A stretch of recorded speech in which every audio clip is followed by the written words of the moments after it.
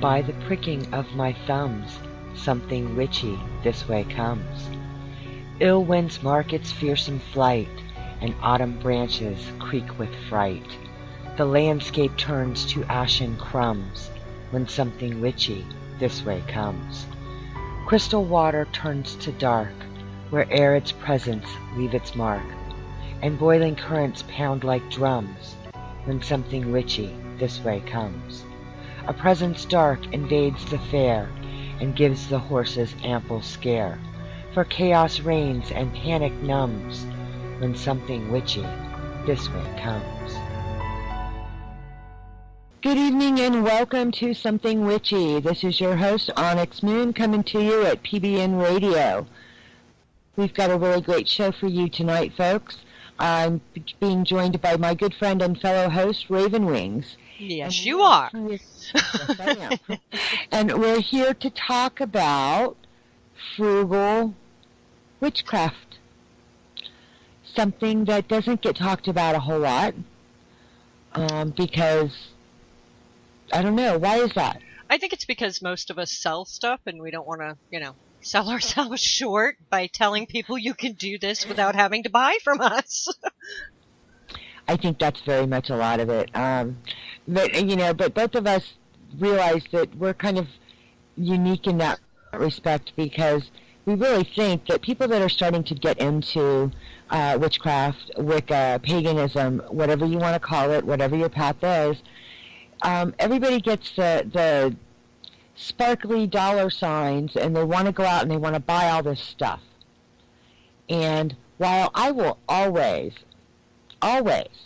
sell you anything you want, doesn't necessarily mean you need to buy it. If you can and you want to and you have the means, by all means, buy whatever bloody thing you want. But if you're like a lot of us that are on a little bit of a budget or fixed income or having financial issues, and I don't know too many people who aren't, there's lots of different ways and tips and ideas for you to get your tools, set up your altar, do your workings, that isn't going to cost you a fortune.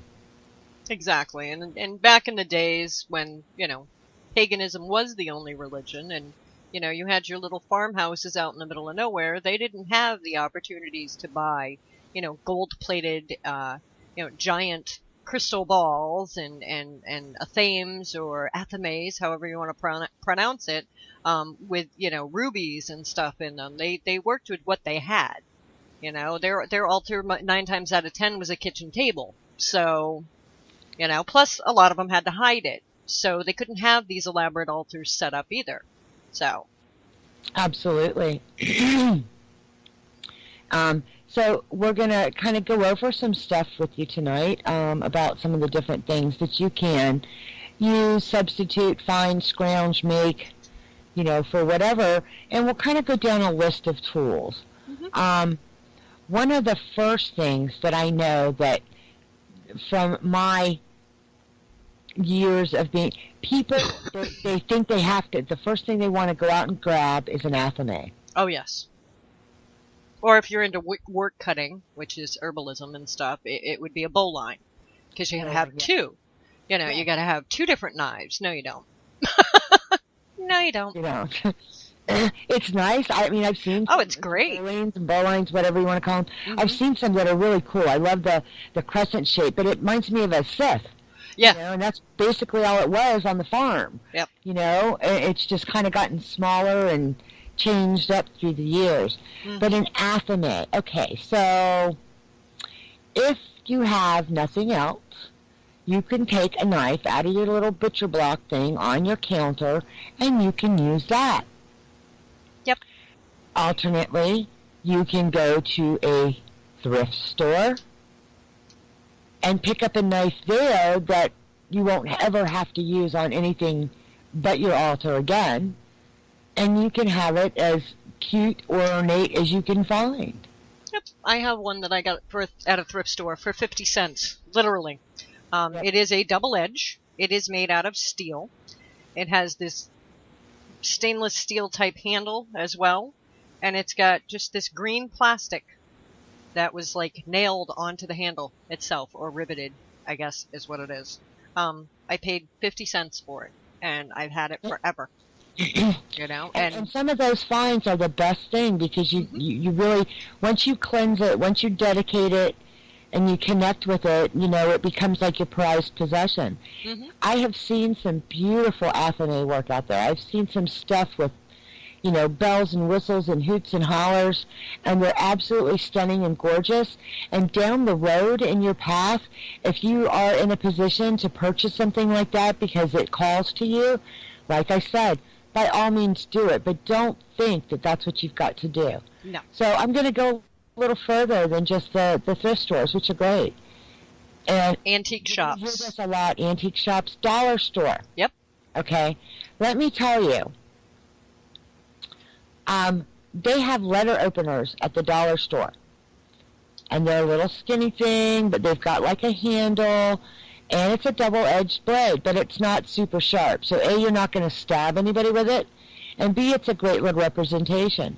And you can get that home, and you can dress it in fabric, or dress it with leather, or dress it with strings and beads. You can paint it. You can glue charms on it that you can pick up rather cheaply.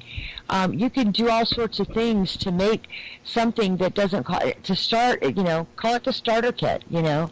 Yep. And I have made them with those blades from the dollar store, and clay, and you can embed stones and whatever. And you know what? You'll find that when you find a piece that may not be expensive, it doesn't have to be, but when you put your energy and your magic into it while you're creating it, whatever you're led to do, you're going to find you've got such a stronger connection to it, because, you know, it's, well, okay, I like to call these things semi-homemade. Yes, because you're starting with something that's been made, but you're embellishing it and adding to it. And energizing it and putting your spirit into it, because when you're working on things that you're crafting to use, you know, you're basically working a spell the whole time you're doing it. You know, it doesn't have to be formal, but when you're putting your energy into that, you know, it happens. It just happens. So semi-homemade is like the theme for me for the night for this. Yep. Because it's a lot of fun. It's a lot more fun seeing what you can create. Plus, it's one of a kind. You have something nobody else has. Yep. And it doesn't matter if you use it for 5 years or 20 years. You know, eventually things wear out, and you may, you know, whatever, and you have to replace them. But you're still going to have a special place in your heart for that one you made.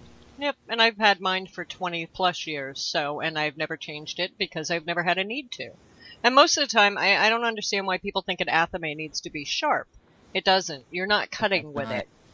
You're not cutting with it. So if you find something that's even ceramic, or even a knife that's been carved out of rock that, you know, you like because, you know, it was carved out of stone, that will work. Yep, or bone. Yeah. Like the Native American Fest. I mean, yes. There's just all sorts of different things, and it doesn't have to be, you know, because I'm going to tell you, there's many authors that write many books on, you know, beginning Wicca, beginning witchcraft, and they give you the rundown of the tools that they tell you have to have. In an ideal world, that's all good. Because when you're first starting out, the tools that you use when you're doing ritual are basically nothing more than a focus point for you. It helps to teach you how to focus and how to direct your energy. Down the road, when you've been doing it as long as Ravenwings and I have, I'm lucky if I how do I even put this? You know, if I had to set up an altar every time I did some magic, it wouldn't. Oh, forget it. Yeah. Because we've learned through the years that you are your most precious tool. You are the tool. You are the magic. If you need something in your hands to help you focus and direct, then by all means grab something. But I will tell you that I have used chopsticks as wands. Mm-hmm. Um, You can cast a circle with your finger. with your finger, yeah. But I mean, Yeah. if I felt I had to have something in my hand, Mm-hmm. you know, because there's some of those times that physical manifestation, you know. But otherwise, I do this thing where I just kind of virtually cast. You know, I'll be laying in bed working spells Oh, because yeah. in my mind I don't want to say out of body or astral, but sorta. It's kind of like lucid dreaming, but I'm not quite asleep. You know what I mean? Mm-hmm. And you know, I will be doing elaborate rituals, you know, all in my head, just because it was convenient. And it's easier. It is. It is. Because that's about the time your house is quiet. That's about the only time my house is quiet. That's for sure. Yep. But and that's not for everybody. And again, when you're first starting out, tools are great. They're fun. They connect you with spirit. They connect you with your energy and your magic. So I'm not poo-pooing tools. Don't get me wrong. I'm not saying, oh, you don't need them because. Even though I am saying you don't need them because, it doesn't mean you can't have them. No, we're not saying you can't have them. We're just trying to give you an idea that you don't have to go out and buy the most expensive things that you find just to feel that this is the only way you can practice. Because, you know, I do most of my magic in the kitchen, and pots and pans for me are my cauldrons. You know, Absolutely. my bowl line is my good cutting knife. So, you know, I have a food processor for, you know, me because, you know, cutting up a lot of stuff just doesn't work. I do own a mortar and pestle, but there are times if you're going to crush a lot, a food processor comes in really handy. You know, so, Absolutely. you know, you That want to utilize what you have already too. You know Right. what I mean? Yeah, I've just got some that are separate, but I've got a coffee mill, Mm-hmm. and you can pick them up at the thrift stores. Oh, They're yeah. like $5, you Oh, know, yeah. because people buy them, they never use them, they go to the thrift store. I mean, I've gotten like Proctor Silex, I've gotten like Keurig, Mm-hmm. or not Keurig, but well, anyway, some really good brand names that, you know, when I see them cheap, I buy them because then I gift them to other people that don't have them. Exactly. And that's great for grinding up your herbs, and doing that kind of stuff. And especially since I make a lot of oils and stuff that I need, you know, herbs. Yep. I will hand grind a lot of things, and there are some things that I'm just not going to hand grind. You know? Yeah. Yeah, well, some like roots and sticks and stuff like that are very Yeah. hard to grind. And if Yeah. you're older, like Onyx and I are, you know, when we were in our 20s, that wasn't a big deal. But, you know, we're up there now. Yeah, We don't want to spend the time on it anymore. that's it. The crondom does have its Yes. drawbacks, Yes. but actually I think it's a benefit because we've just learned. We've But become like you wiser said, and utilize the tools. absolutely. And like you said, the cauldron thing, Mm-hmm. you know, a kitchen pot will work. Yep. And you can find those for 25 cents at a garage sale or whatever. Mhm. Wait for one that, like, talks to you. I mean, you don't have to just go out and buy the first doggone pan or pot or whatever you see, but you'll find it. You'll find the one that will, you know, that it's about the right size. So, because what do you do with a cauldron, okay? Not a whole hell of a lot. No, my cauldron is Okay, very sit there. small, and it Yeah. sits on my altar. It's only about 5 inches around and about 3 inches tall. It's brass. I found it in a thrift store, and what I use it for is for my charcoals and my loose incense. That's what I've always used it for. You know, I've never tried to cook anything in it. It's brass, you know, and it's I wouldn't small. cook. But I have to tell you that I do have a fairly interesting collection of cauldrons because when I go to the flea markets, and I'm talking like the real ones, not the Mhm. Chinese dollar stores, Yes. and people, I mean, even my husband now has started picking, oh, did you see that cauldron over there? You know, and if it's a good deal, I'll get it. I've got some that need to be worked on and whatever. What do I use cauldrons for? I do a lot of what I call paper magic, Mhm. okay?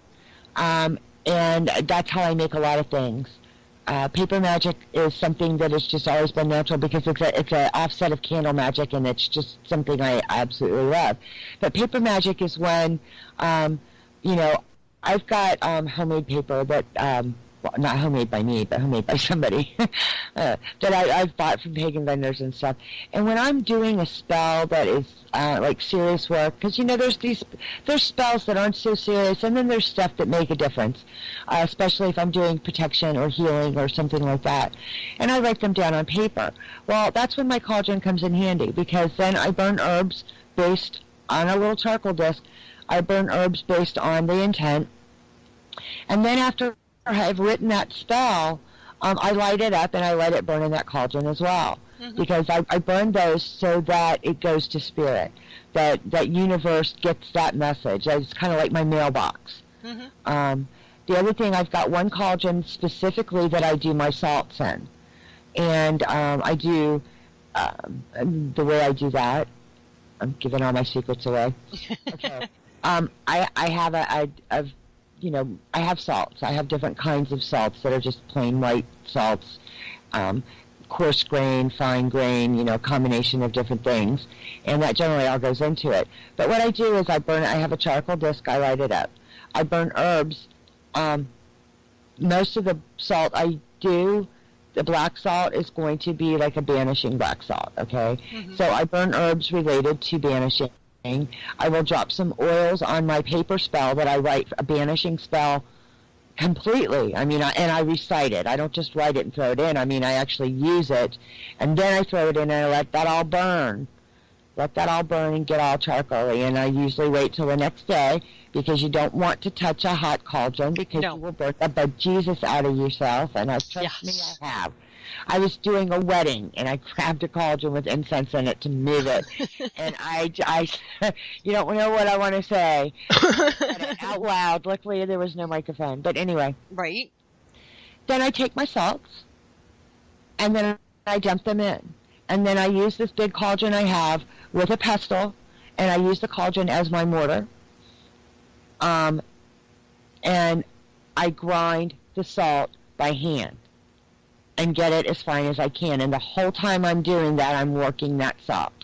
I'm making that salt. You're never going to get salt. If you ever have to buy salt, and sometimes you do have to because you just don't have time, you're never going to get salt that I throw in food color in, because I don't do that. Yeah. It's charcoal, it's paper, it's burnt herbs, it's oils. And then that's what makes my salt black. And then I hand grind it in my big black cauldron, and it's probably, looking at it, it's probably like a 4-quart, so it's a nice little pot or pan. And you can use a pot or pan. I just like this because it's black and it does, flake off some and helps to char my salt.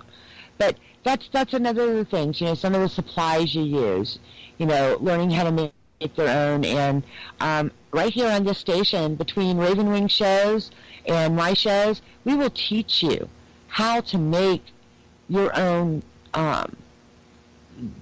consumable supplies. Yes. And we will talk to you about the incenses and oils and all of that wonderful stuff. So, yeah. Yeah. Yep. Because you feel so much more accomplished when you've actually done a spell start to finish using ingredients that you have made. Because you can't doubt yourself. Or grown. You got to learn that. A lot of my herbs are grown. I wish I could. I kill silk. Okay. My husband, on the other hand, can grow anything. I had a corn plant, okay, in a salon that I owned some years back, many years back. And by the time I left that salon, that thing was so dead, I was throwing it away. My husband grabbed it and then said, "Oh, no, I wouldn't fix that thing." Okay. Now, I don't know if you know about the corn plants. It's not like corn like you eat, like maize. It's just called corn plant. And they're basically an inside plant. They traditionally do not get very big. Mm-hmm. This one turned into a bloody tree. We had to put it outside because it outgrew our house. Oh, yeah, that happens. And that's what he takes things that are dead and brings them back to life. I'm like, man, if I could get him practicing. Right. Wait. Anyway. Okay, I'm shutting up now. I know I'm rambling tonight, but I'm having fun. Yeah, and that's the whole point of this. The next thing I want to talk about is wands. Mm. I have a very simple wand. I have actually 3. Well, 4. Technically 4, because I had one bought for me. That was a gift, which is a very pretty wand. It is wood. has a stone in it and a ring type of bead on the top. Cool. But my regular wands are wood that I have found, and I, for some reason, am very attracted to driftwood. Driftwood is my thing. I love the way it feels in my hand. I love the vibration, and I have one that looks like it has a dragon's face. Someday I'm going to paint it so it looks like a dragon. And then I just have a couple of other ones, and what I do with them is I will decorate them and then undecorate them. I throw ribbons on them for certain things and beads and stuff like that, and then when that thing is done, I can also just undress it, and it's back to naked again until I need it for something else. That's very cool. Yep.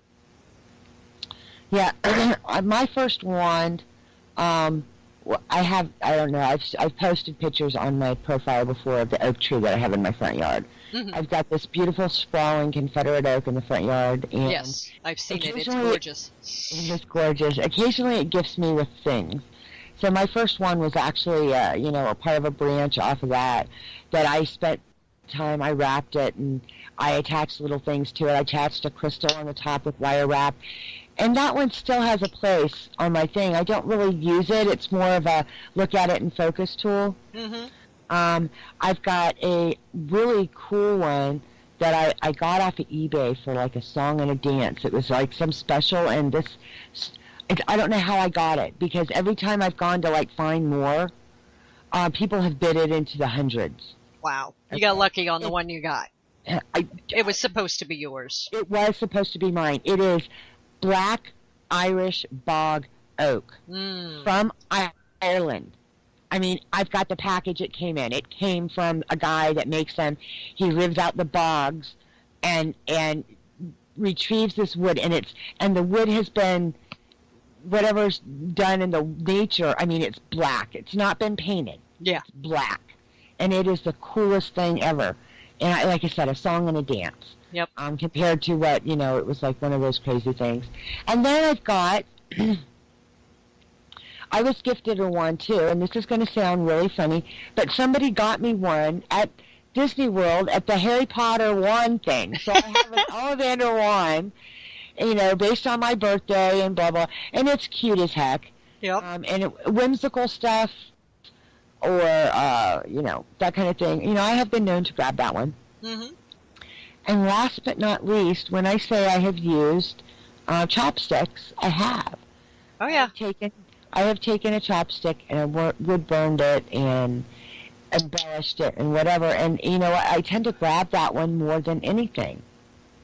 It's just something you're drawn to.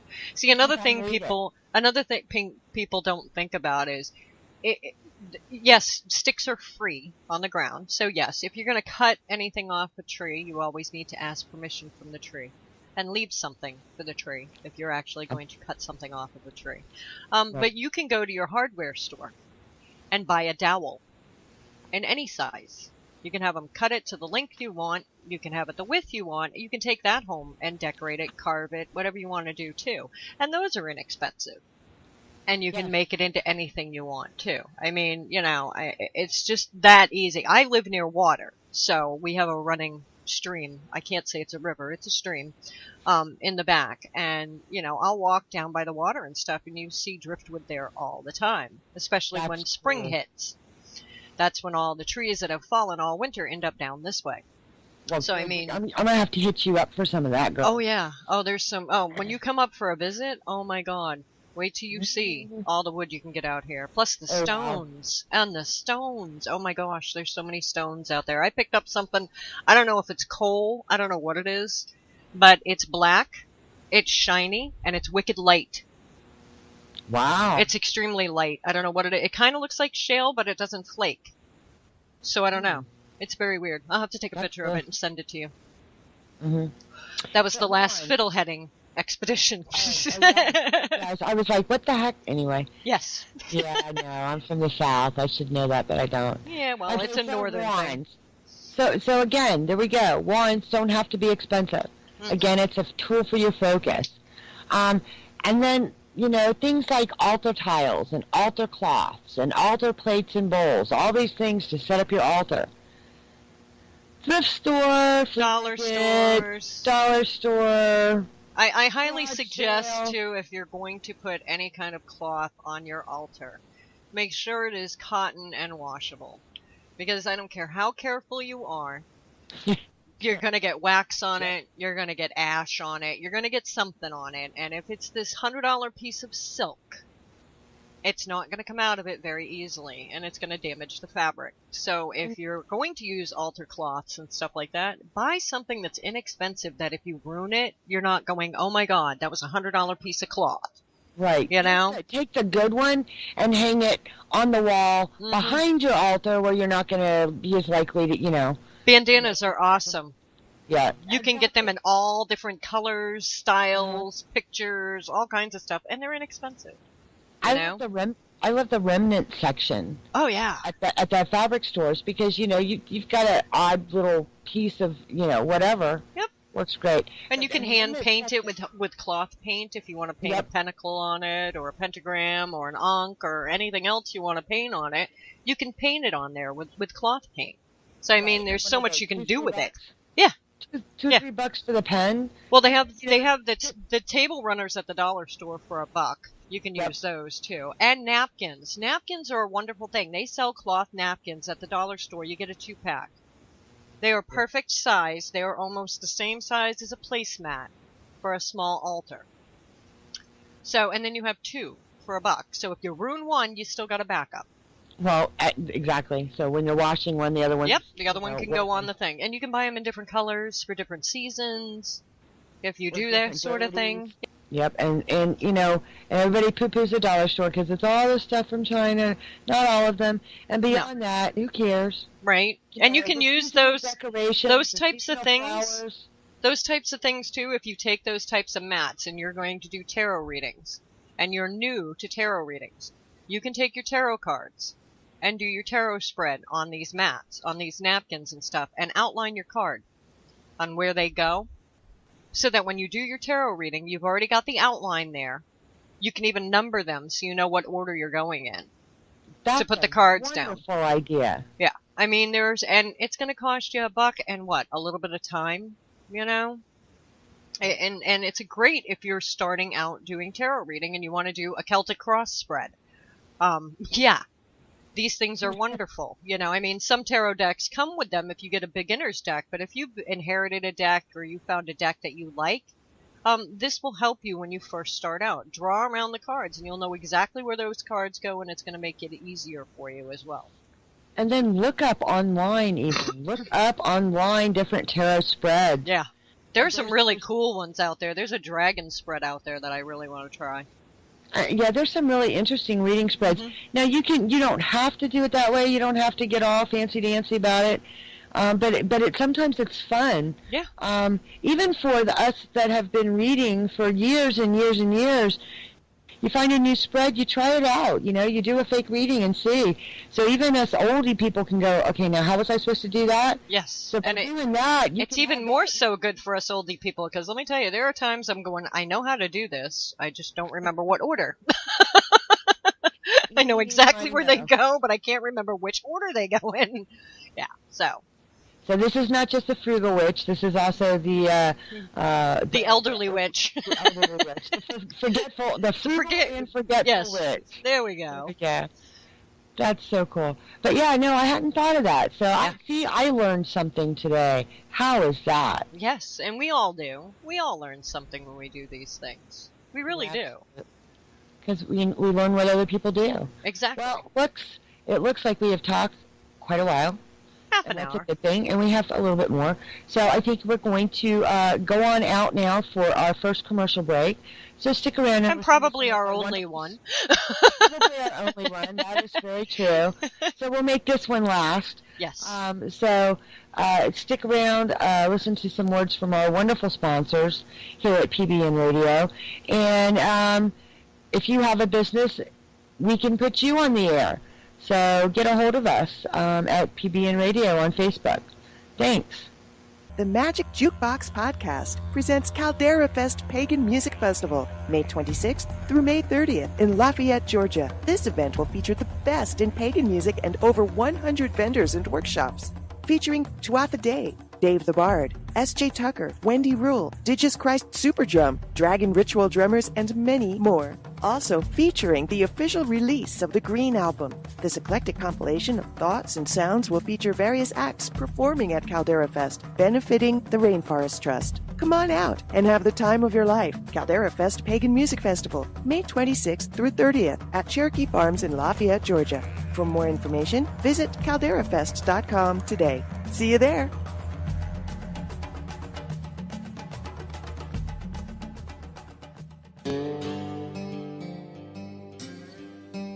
Have you been searching for that perfect candle for your project or working? How about for a specific intent? Something other than the big box store candles made from mystery wax? Then look no further. Visit the Waxing Witch on Etsy for the best selection of handcrafted candles anywhere. Pillars, votives, shaped, plus some giftable candles you won't believe. All their candles are made in-house using a variety of waxes: soy, palm, beeswax, paraffin, and all are clearly noted in the listing, so there's no mystery wax here.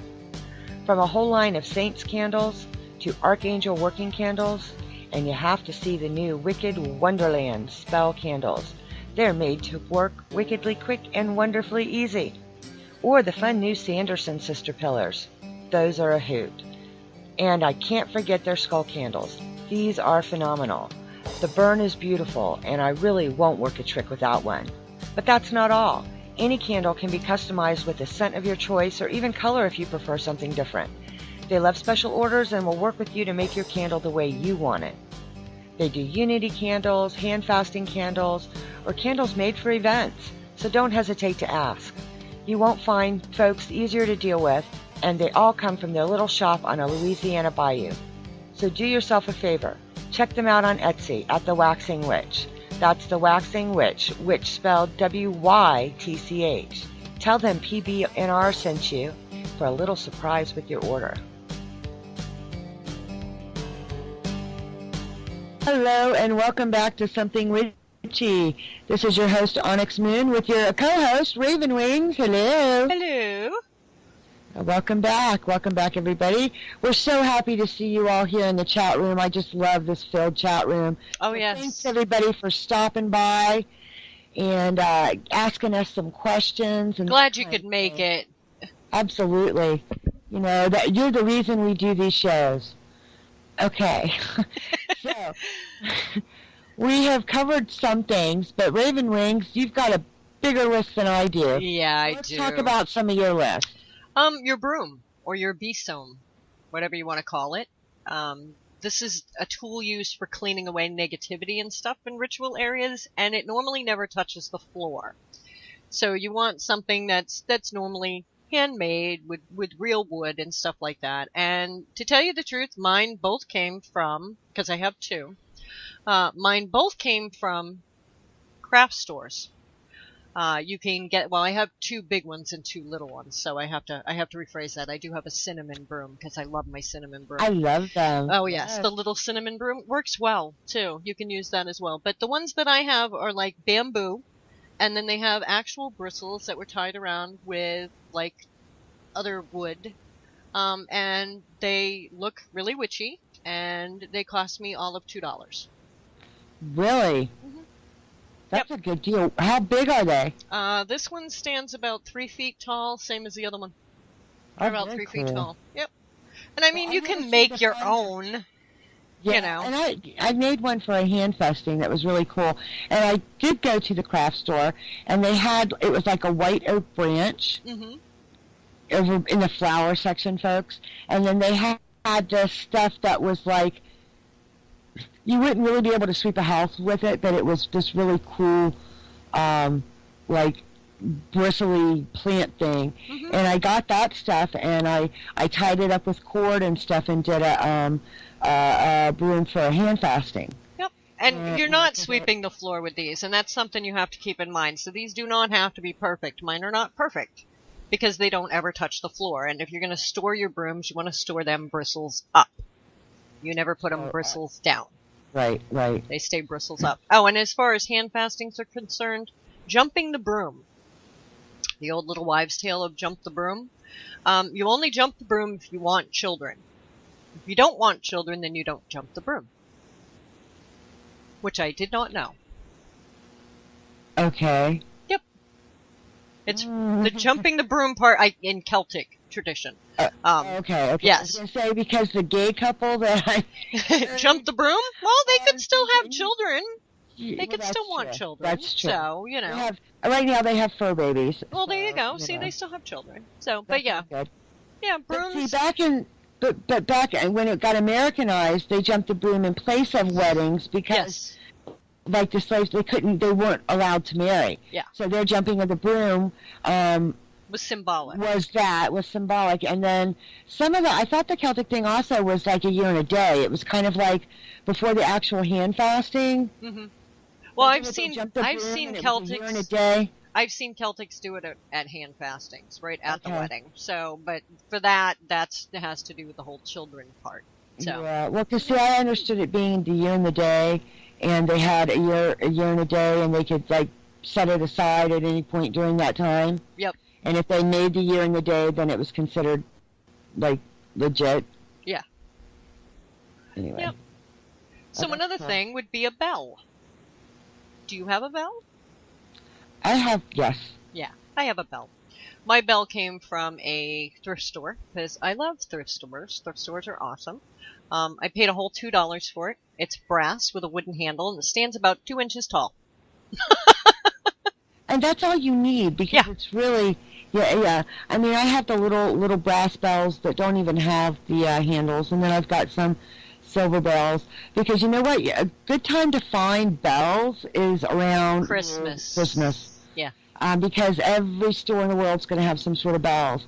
And even the dollar store, now granted they have plastic handles, but like I said with the athame, you can decorate up those plastic handles and they're really cool. Yeah, and you're using these things mostly for invoking your god or goddess, calling the watchtowers or the corners, and to ward off negative energies and bring in positive energies. You know, you can even use them for rituals to signify the beginnings and the ends. These things are not a necessity.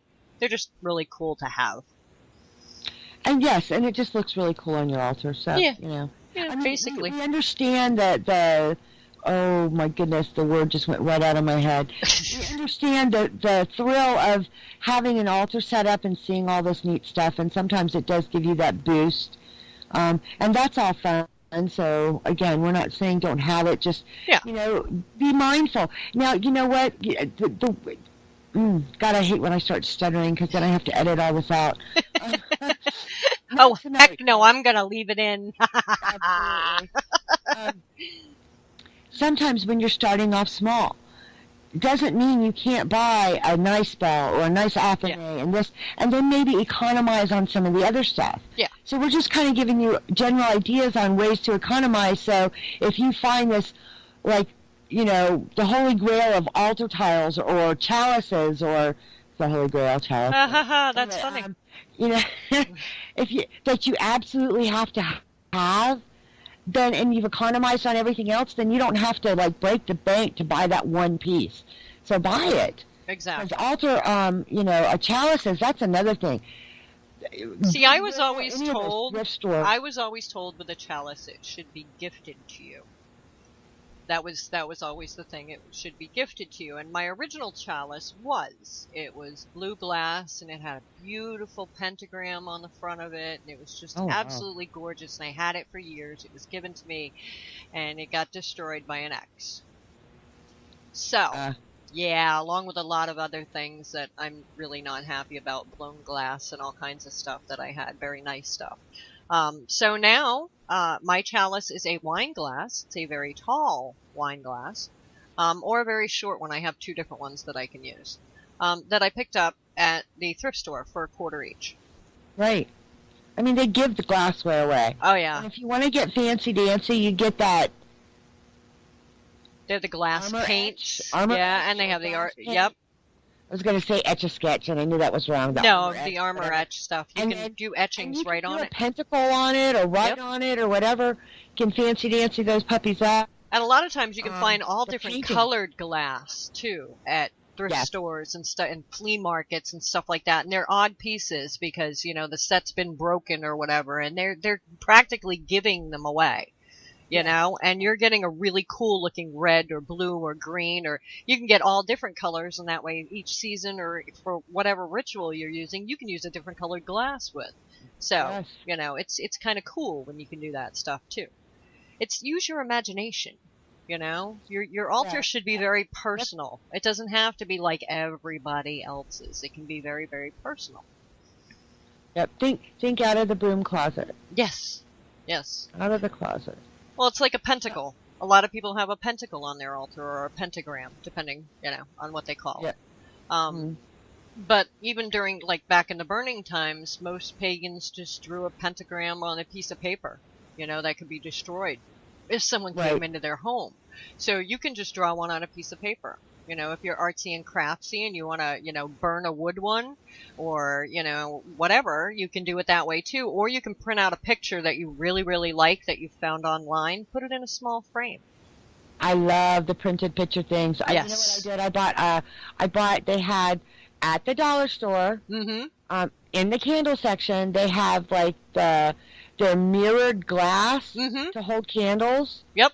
And I took a picture that I liked, and I don't want to say I decoupaged it because I didn't go through all that, but I basically cut it out and glued it onto this mirrored little thing or this glass thing. Yep. And then you've got a sturdy piece that didn't cost you, you know, an arm and a leg. And you got a beautiful picture. And not only can you do with that, but like goddess and god symbols. You don't have to actually have, you know, your actual goddess. Statue. Yeah, the statue that's there. I mean, you can use a candle and a color to represent, you know, your deity. You can use a stone, a plant, your wand, your thame, your sword, or even a picture will work. Yep. For a god. If you're doing a goddess, you can do the same thing, only I would use water, a seashell, a different kind of plant, incense, or even a picture for that. So, I mean, you don't have to, you know, you can even use an animal. If you're working with a certain deity and that deity coincides with another animal, you can use animal pictures. So people don't even have to know you have an altar. You could have this altar set up and they wouldn't even know it was an altar with just these pictures on it and stuff. Because I have an altar in the bathroom. You'd never know it was an altar. It's shelves and stuff on a shell tray. You'd never know it was an altar. You know? Yeah, no, and that's great. And the god and goddess things, I love the just the plain white glass candles, you know, they've got like the 7 days at the dollar store. Yep. And then you can either wrap them in like wrapping paper with the colors that coordinate with your deities, or you can print a picture out, or like you said, a picture of, you know, an animal or a correspondence or something pretty that represents the god and goddess to you. Because those are candles that you relight. Those are one of the only candles that you can put out and relight on your altar are your god and goddess candles. Yep. So by doing them in these glass 7 days, you've got them for a long time. And then you can change up the picture if you're not done using them. Those don't have to be replaced when you light them. You know, it's not a one-time only deal like spellwork candles and that kind of thing. Exactly. And speaking of candles, you can get regular candles. White candles are good for anything. You can use them for any spell. So you can get those right at a dollar store. And we were talking about this earlier. If you get the tea lights, and let's say you want to make a scented candle or a colored candle, or you want to put herbs in your candle or whatever, you can take those tea lights in a warm oven and put them on a pan and let them melt. Once they're liquidy, you can add, well, as Onyx does, she uses to color them, she crunches up crayons. Takes bits of colored crayons to mix in with them while the oil is hot, while the wax is hot. You can put herbs in them. You can put essential oils in them to make them scented. And you're going to have, you know, a package of what? I think they sell them like a package of 10 or 20, something like that for $1. So you're going to have 10 or 20 candles. Yeah, I mean, you're going to have like 20 candles for $1 that you've turned into different candles for different things. So, I mean, and you can color them if you want to use colored candles. Okay, well, this spell calls for a blue candle. Then color it. If you have herbs that you need to work with that spell, put them right in that candle. You know, you don't have to go crazy, you know. And if worse comes to worse, in a pinch, a crayon itself will melt for 30 minutes. So if you're in a pinch and you need to do a quick spell, grab a crayon. The paper around the crayon is what stays lit. That's like the wick.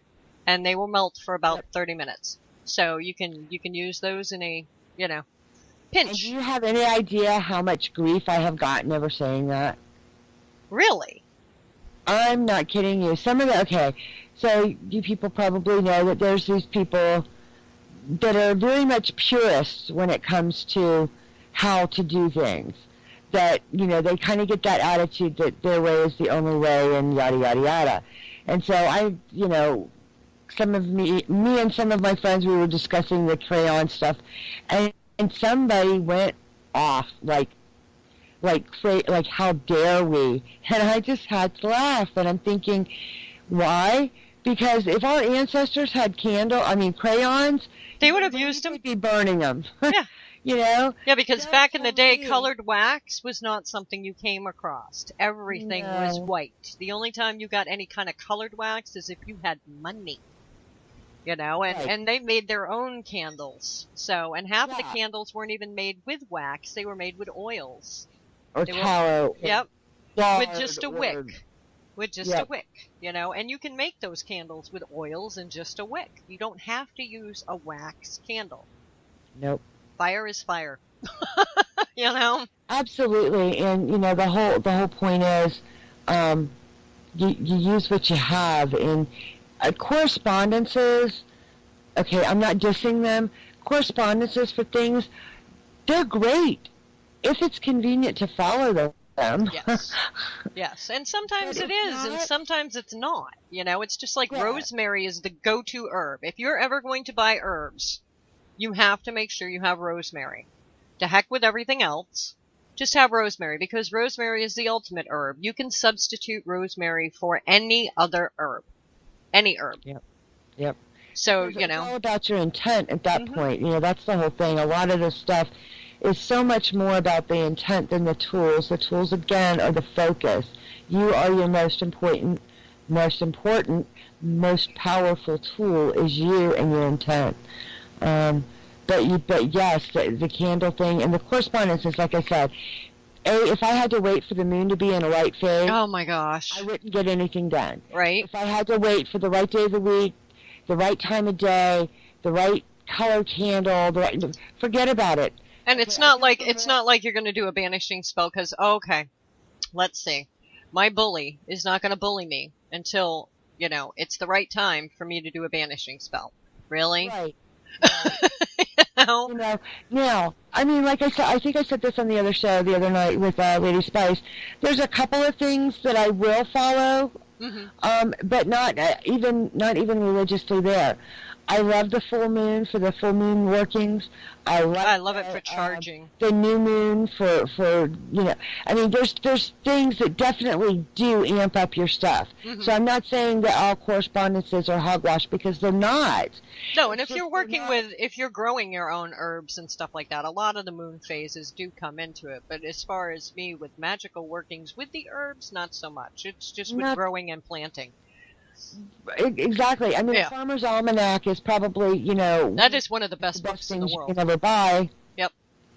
For that kind of thing. And, just a matter of, don't not do something because, the book says. Yeah.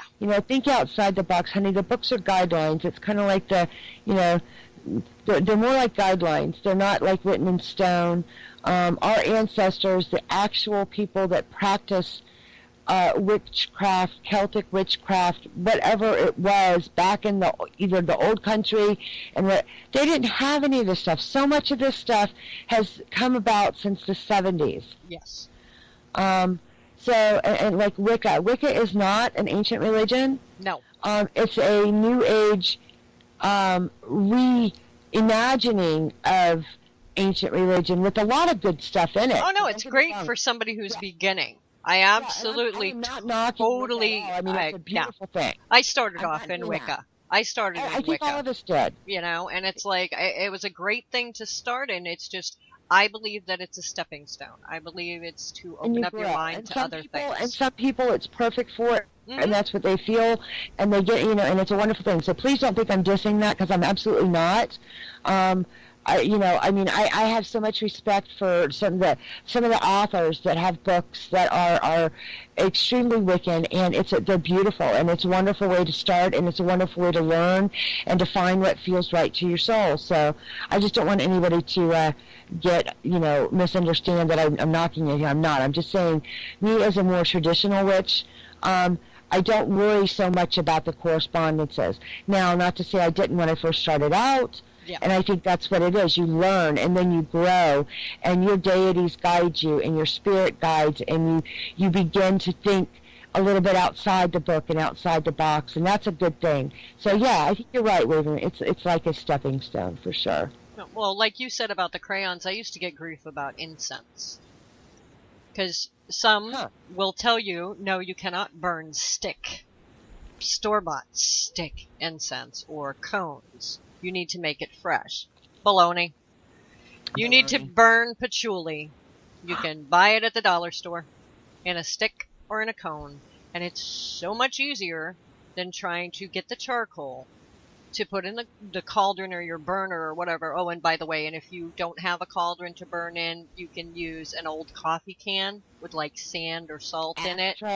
Yeah. I would just put the sand or salt in the bottom of it just to, keep it from cracking, because I have seen a glass ashtray explode from heat before. So, that's an inexpensive route to take. Hot, for sure. Yeah. You don't ever feel that, you can't use a cone or a stick, because that's what they're made for. They're incense. You don't have to have the thing that you carry around like they do in church. They're not super quality. They're not this. They're not that. They don't have blah blah. But you know what? It's the intent. The olfactory senses are extremely powerful. Mm-hmm. Scent is a very, very powerful motivator. It can bring about change of mood and memory and all sorts of things. So if that scent is a trigger, who cares where it comes from? Yep, exactly. Doesn't matter. Yeah. And like devotional bowls. Some people will keep like a bowl of water and a bowl of salt. Or where they do their offerings to their deities and stuff like that. If you have a bowl of water on your altar and you have an animal or small children, I can guarantee you that altar cloth is getting wet. Because somebody's going to jump on it if they're a cat. Because I have a cat, and she can't stay off of nothing. Or a small child is going to run into it because they run through the house. This is why I've always, just pulled little bowls out of the cabinet when I need them. I mean, I do have one little dish that I keep on my altar. It doesn't have anything in it, though. It stays empty because it is from Salem, Massachusetts. And I got it in a thrift store in Maine. Go figure. But it's the House of Seven Gables. And it's an itty-bitty dish, and I do mean itty-bitty. It's maybe 3 inches around. But it works great if I'm, need to put salt in it, or water, or, if I'm leaving an offering, or whatever the case may be. I can put stones in it. I can put anything in it. It doesn't have to be anything fancy. And, that one cost me a whole quarter, too. Exactly. And that's the whole thing. Just don't go out and spend stupid amounts of money to dress up your altar with all this stuff that you're probably not going to use, because we're all lazy witches and we really don't want to do all that work. So it's not going to kill you if you go to the thrift store and you buy everything, and then you can make your altar as big and elaborate as you want. And as you go along, you could always pick up little things here and there. You know what I mean? Yes. That way you shouldn't feel hampered on practicing because you don't have everything. Right. Never ever feel that way. Pull something out of the cabinet. You know what I mean? You don't have a chalice, pull out a nice glass. Doesn't even have to be a wine glass. You got a nice little juice glass, there you go. You got a chalice. Just don't hamper yourself due to the fact that you have to have this, that, or the other thing. You don't. You don't. And now, the one thing I will say that I do like as far as correspondence goes, get a good herb book. Oh, yes. If you're going to get in this craft, spend the money on some good herbal books. And either that or get online. I mean, if you don't have the money, and there are herbal books in most libraries. They may not be magically herbal. They're going to be leading more towards the healthy side of herbs and stuff. And those are good to have, too. Yes. That's okay. Yeah, you want to know because it's going to tell you which ones are poisonous. Because there are going to be some poisonous herbs you can't even burn. because Right. the chemicals from them will actually harm you. But yeah, if you're going to be doing any kind of loose incense or herbal anything, you want to make sure you get a good herbal, knowledge going Yeah. before you start playing with a lot of herbs. And like I say, I mean, that's one that's something that if I was going to tell you to invest in anything, some herbal primer books, okay? Mhm. Anything by Scott Cunningham. Oh yes, he's got a great herbal book. Uh, I have it. Wormwood. Yes, that makes absinthe. No. It's an author. Oh, okay. I'm like, wormwood is what you make absinthe out of. Yes, I know. I can't. Anne. I think it's Anne. John Lust is another good one. He has this huge book called The Herb. Hang on, I have it right here. Herb Book by John Lust. It's huge. There you go. It's a huge book. Because those are something you're going to reference for a very long time. Mm-hmm. And I'm in them all the time. I mean, my books on my herbs and the books that I have, Mm-hmm. I don't have books on witchcraft anymore. Those have gone, they have been passed on to people in need. Yep. I have oil books, aromatherapy oil, magical oil, books on how to make tinctures, how to make salves, how to make, those kind of things, like practical books on herbs and oils. Those are my go-to books. Those are the things that I am not going to memorize every recipe, every nuance. Mm-hmm. And the second thing is from that is, and I know that's on your list, is your Book of Shadows. Yes. Or your journal.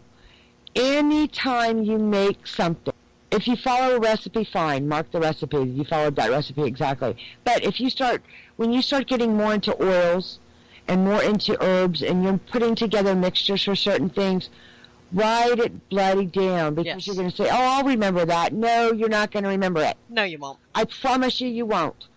I had an oil that I made that I was absolutely in love with, and I stupidly did not follow my own advice and write it down. And to this day, can't make it again. Even though I know exactly what went in it, it's not the right combination. No. Yeah. It's the same thing for me with food and stuff like that. I write it down. Write it down. Because I do kitchen witchcraft too. So, I mean, which means I'll end up doing it with food. Like the other day I made a homemade type of chowder with cream of mushroom soup. You can wing it. Trust me. You'll learn that you can wing it in magic just as easily as cooking. Yes, you can. And as far as a Book of Shadow is concerned, I see all these beautiful books online that I want so bad. There's one out there that has a beautiful raven on it. Oh, but it's bound. It's a bound book. And that's all fine and great, and it's got no lines in it, and it's beautiful parchment paper inside. I mean, it's gorgeous. It's absolutely gorgeous. It would not work for me, because I am constantly putting things in, taking things out, putting things in, taking things out. So for me, and it's been the easiest route for me, I use a 3-ring binder. I bought a dollar store 3-ring binder. I covered it with a black velvet type of fabric, the whole entire thing. I sewed it right to the binder. It has a pentagram on the front that I kind of etched into the fabric itself. And then I took black lace and cut it about 12 inches long. Well, it's actually 24 inches long, folded in half. And then I stitched that to the binder so that I have like a bookmark that I can use. And I have parchment paper in it, separating each section of the book. But the rest of the book is wonderful college-ruled notebook paper, because my handwriting stinks, and I love to write my stuff down. But if I don't have a line, forget it. My stuff is going to go off on an angle, it's going to be all crooked, and I won't be able to read it. So, I just use college notebook paper in mine, and I can put in, I can take out, I can, if I've changed something, okay, this was great, but I've added this to it now, I don't have to, try to erase or mark off or, try to do it in there. I can just rewrite the whole thing, put it in. Some people have moon books where if they follow the moons and stuff and they're doing things with the moon, they'll have a moon book. You can do the same thing. A book of mirrors is another one like that. I have a cookbook for kitchen spells and stuff like that. That's my Book of Swallows. But it's instead of a Book of Shadows, it's the Book of Swallows. So, but you can use a 3-ring binder for all of that. you know, and it's going to make your life much easier, trust me, down the road. Because when you're first starting out, it's great. It's like dream journals. Dream journals are awesome till you start writing a lot in them, and you're like, oh my god, and you can't decipher your own stuff, you know? So, yeah. 3-ring binders are Yes, they are. amazing. Amazing. Yeah, and I'm going to plug my shop, but you can check out Onyx Moon Emporium, and I've got wooden grimoires that actually have a binding pen. That means you can add as much to it as you want, and they'll go, you know, inches and inches and inches to be able to allow you to add more pages to it or take them away. It's really cool. But anyway, sorry. Which is awesome. Yeah. Mine are good, and they're hand-burned, and they're handmade, and blah, blah, blah, blah, blah. But they're really cool. Anyway, we have talked for an hour. I know. This is like a never-ending show. We could do like several shows on this of just different stuff, and I'm sure we will. We'll get back together and do some more about herbs and stuff like that, because, you know, and clothing. Yeah, people think they need all these elaborate robes and this and that. Please. But you want them. I've casted a spell in my underwear before. You know what I mean? I have a nice robe and I have a nice cape. I made them myself. So, yeah. You know, I go to Halloween clearance sales, okay? Oh, yes. I still have, it was like a cape, but it's black with like stars and moons on it, and it's got a hood. I still want the striped socks. I got them last year. Those. I gotta get those. But I have them. Yeah, and the next time we get back together, we'll have to tell people how to, when you buy your used stuff at like thrift stores and stuff like that, how to cleanse them. Oh, and dedicate them, and yes. yeah. We'll have to do a show on that too.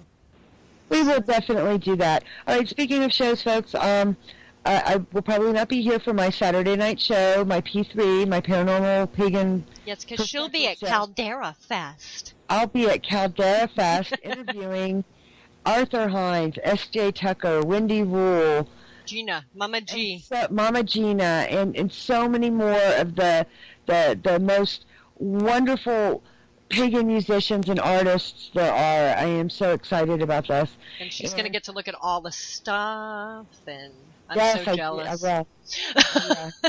Yeah. You're jelly. But you'll get to go to, we'll do some more festivals. I'm going to Salem one way or another this Halloween, so I don't care. One way or another, I'll be in Salem. I'll tell you all about it. All right. Well, yeah, I'm hoping to get there too, but we'll see. All right, folks. Once again, I want to thank everybody in the chat room. You've been wonderful. I'm so happy all of you decided to join us tonight. Oh my gosh, there's like 14 of you. Thank you so much for coming and joining us on our show.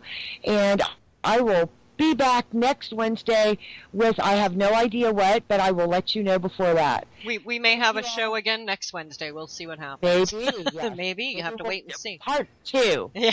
And I will be back tomorrow night at 7. I had to think of what time my show. I'll be here tomorrow night by myself at 7 doing a show on gemstone magic. And then I think Lady Stars and Fire follows you. Yep. And that's a great show, folks, you might want to check out. At 8 o'clock. Getting Familiar. All things spiritual animal related. And she does a wonderful show. She's got a lot of great information. So y'all might want to give her a like-see or check her out on the YouTube channel along with the rest of us. Yes. So thank you. And good night. Good night, all. Something witchy.